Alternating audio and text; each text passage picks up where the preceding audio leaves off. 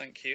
Just one more thing I wanted to mention before we finish, Steve, and that's that you've got a new system whereby people who've got symptoms of coronavirus can be treated by the Royal Berks and monitored and looked after, but at home.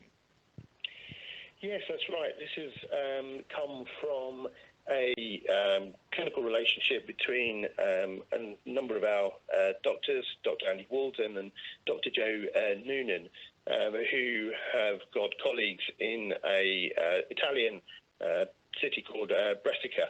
And through that kind of relationship, they had a significant amount of information about what the Italian system were facing at that time. And within that, they sent that material over. It was translated by two Italian kind of midwives, and within that, they identified this kind of triage approach that we've now called the triage into the community with COVID.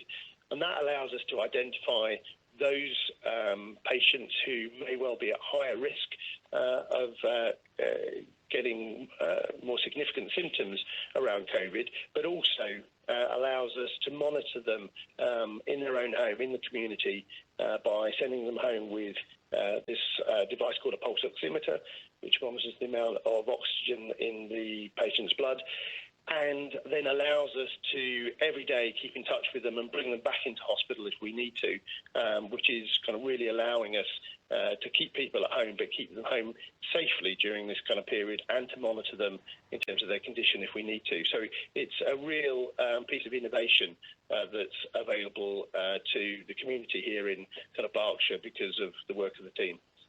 Thanks for coming on, Steve. Very good to talk to you. That's Steve McManus, who's the Chief Executive of the Royal Berkshire Hospital in Reading.